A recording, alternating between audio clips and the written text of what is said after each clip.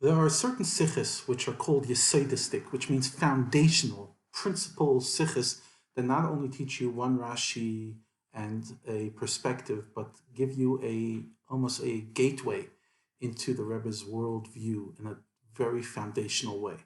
And this sicha, Massei Aleph, from Chelik Yud Gimel of Likkutei Sichos, is such a sicha. It was originally shared on Shavuos 1964, and it's technically a Shavuos Sicha, but because we connected in this Sicha to something in this Parsha, it becomes a Massei Sicha.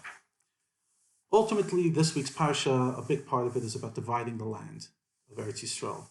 And one of the things that we see is that the land had to be divided by a goyrel, by a raffle. At the same time, the paradox is that even before they threw the raffle, Elazar, who was the high priest after his father passed away, Aaron, was saying through spiritual intervention, through Ruach HaKadosh, he was able to say, who's going to get what? So then why did you need a raffle? And there's a lot of interesting questions and paradoxes about the raffle. But the heart of the Sicha is really to understand three different relationships Jewish people have to Torah. And through that, we'll understand the relationship they have to Eretz Yisroel and why they need a raffle. But the heart of the Sicha really is three kinds of relationships: an inheritance, and a sale, and a gift. Inheritance, sale, and gift. The first words we teach a Jewish child is Torah tziva lanu Moshe Meirasha Kilas Yaakov. Meirasha means an inheritance. Another thing is Ki lekach tov nasati lachem. Hashem sold us the Torah, we acquired it. Macharti lachem Torasi, I sold you my Torah. And then the gift, we see Hashem says, I gave the Jewish people great gifts, and one of them is Torah. And even on Shavuos, we refer to it as man matan Torah, saying the time that the Torah was given to us. And the question is, why these three elements, and what does each one add? Now, in these three names. So let's talk about inheritance first. There's a basic principle that a baby 1 day old inherits all their father's possessions if heaven forbid they lose their father in 1 day. In other words, the child has to do nothing. The simple fact that they are the son, the child of that father, they inherit everything. You don't have to do anything on your part.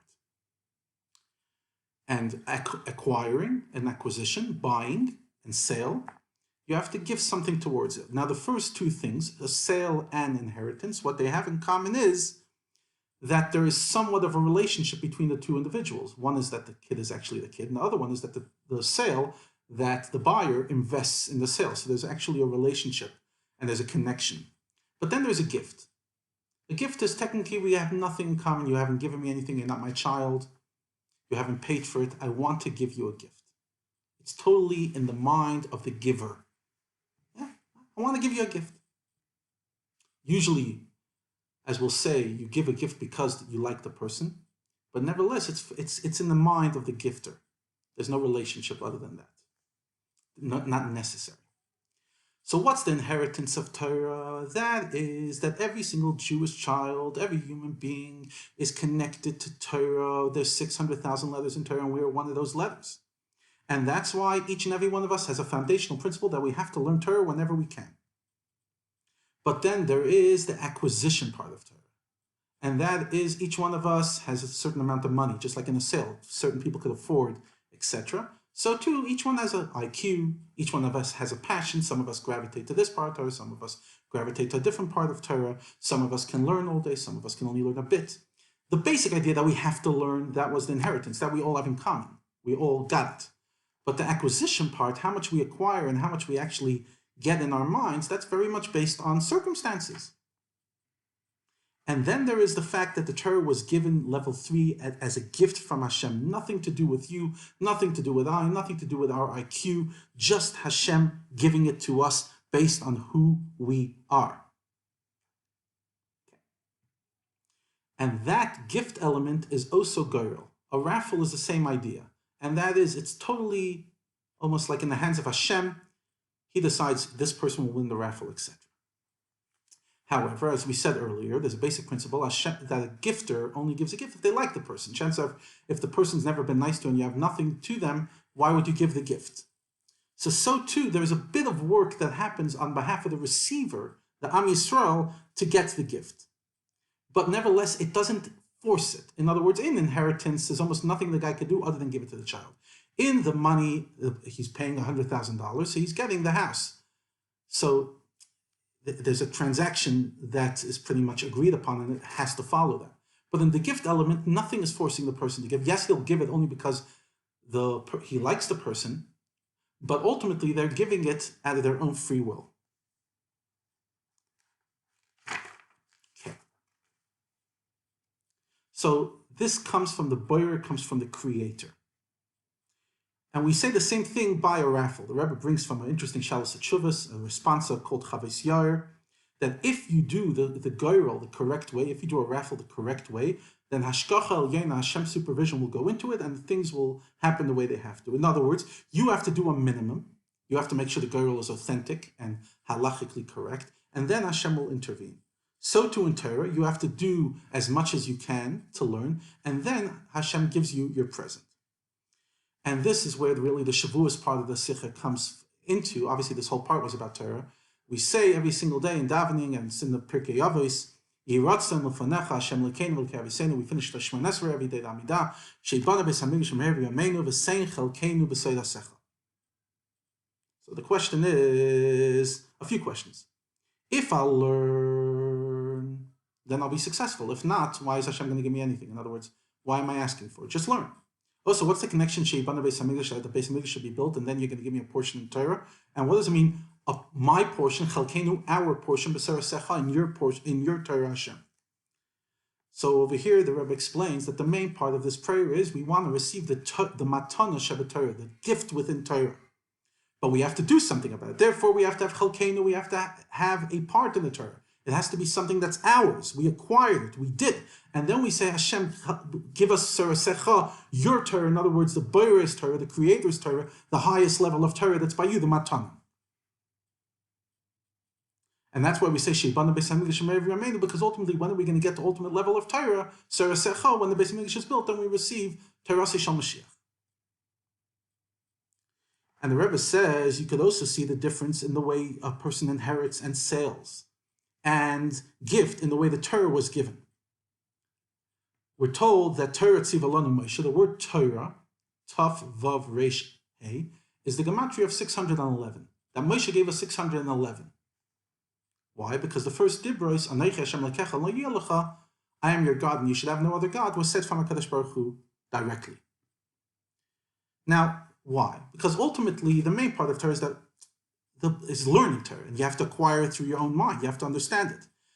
However, the first two dibros, which are all about faith, believe in Hashem and have no other God, those ideas are beyond logic, and the main thing is Hashem gives it to you. That every single one of us has a natural faith. That's a matana mulmayla. And therefore it's called Matan Torah. That's the day, Chag HaShavuos is called Matan Torah, because ultimately, although Hashem only gave us the first two, but He instilled within us the foundational principle that's b'Kabbalah Sel, that we just have this faith and you commit to it because it's beyond logic. But then ultimately it's about making it into logic. Now the Rebbe brings the opinion of the Ramban that says that in the other 8 commandments, the other 8 of Aseres HaDibros, the Jewish people heard the voice of Hashem, but they didn't understand it. So the question is, what's the point of hearing the voice? And why the first 2 did they understand, the last 2 not? And the Rebbe explains that through Anochi Lo Yeh Lecha, the first 2, we developed emunah. Hashem gave us emunah and Kabbalah Sel, commitment and absolute, giving ourselves over to the cause. And therefore we heard it from Hashem without Moshe.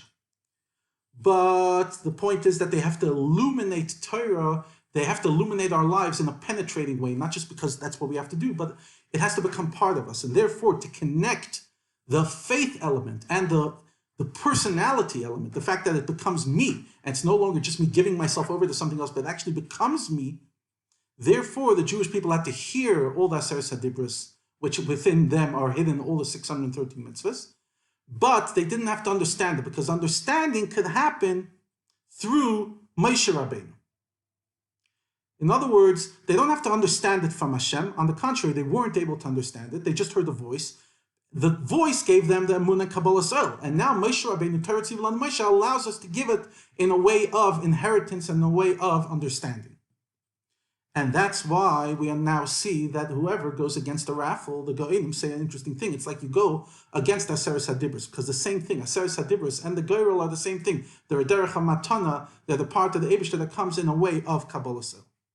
So now we understand why Eretz Yisroel was divided according to Goyrel, because the whole point of Eretz Yisroel is that Hashem watches over it in a supernatural way, an absolutely incredible way. It's a level of matana. Like that's one of the things Hashem gave us as matana besides Torah, gave us Eretz Yisroel, and therefore it had to happen through Goyrel, even though there was the logical part, etc. Ultimately, it had to happen through Goyrel because that's the only way we access the level of matana that HaKadosh Baruch Hu gives us. So, in summary, Torah has 3 elements, and each element is important. The element of inheritance, it's all ours. The point that we have to acquire it, but also to understand that it comes a gift from Hashem, and there's a part of it that we cannot access, and we just commit ourselves to the Hashem with incredible Kabbalah oil and dedication.